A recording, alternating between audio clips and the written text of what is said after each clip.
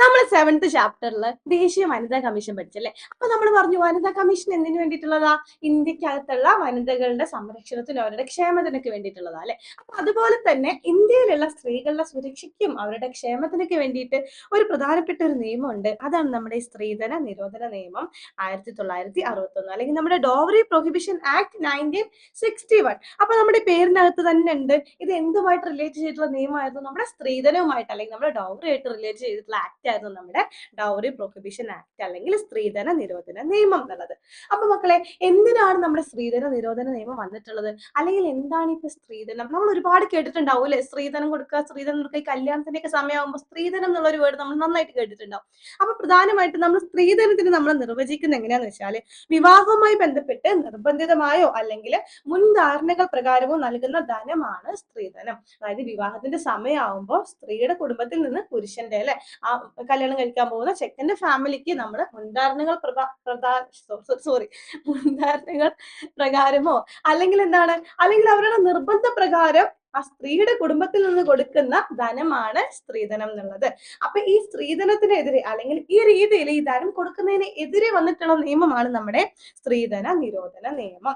കാരണം എന്താന്ന് വെച്ചാൽ, ഈ സ്ത്രീധനം വന്നതോടുകൂടെ ഒരുപാട് ഇഷ്യൂസ് ഉണ്ടാവണം ഈ സ്ത്രീകളുടെ കുടുംബത്തിനകത്ത്. കാരണം ഇപ്പൊ ഭർത്താക്കന്മാരുടെ കുടുംബത്തിൽ അവർ പറയും, ആ സ്ത്രീധനം കുറഞ്ഞു പോയി, അവര് ഞങ്ങൾക്ക് തന്ന പൈസ കുറഞ്ഞു പോയി, പൈസ അങ്ങനെയൊക്കെ പറഞ്ഞ് ഒരുപാട് ഇഷ്യൂസ് വരിക.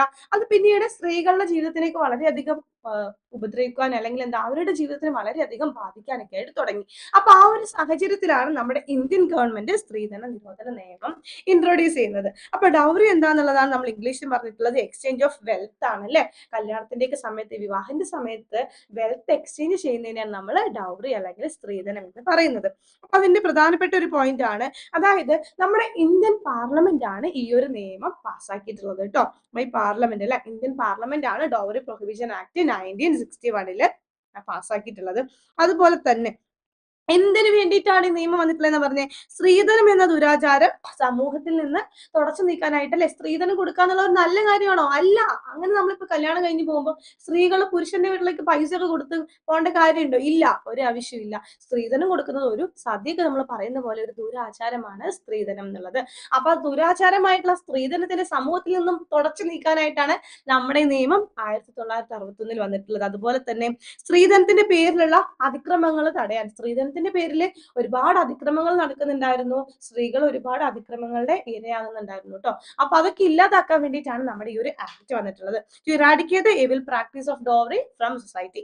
ഓക്കെ, അപ്പൊ ഈ ഒരു നിയമപ്രകാരം എന്താ? സ്ത്രീധനം നൽകുന്നതും സ്വീകരിക്കുന്നതും രണ്ടും കുറ്റകരമാണ്. അതായത് both accepting and giving dowry is prohibited. അപ്പൊ ഈ ഒരു നിയമത്തിൽ എന്താ പറയുന്നത്? നമ്മൾ ഒരു കാരണവശാലും നമ്മൾ സ്ത്രീധനം കൊടുക്കാൻ പാടുണ്ടോ?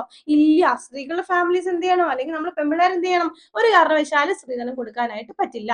അതുപോലെ തന്നെ പുരുഷന്മാരാരും സ്ത്രീധനം വാങ്ങിക്കാനായിട്ടും സ്വീകരിക്കാനായിട്ടും പറ്റില്ല. രണ്ടും ഈ നിയമപ്രകാരം എന്താണ്?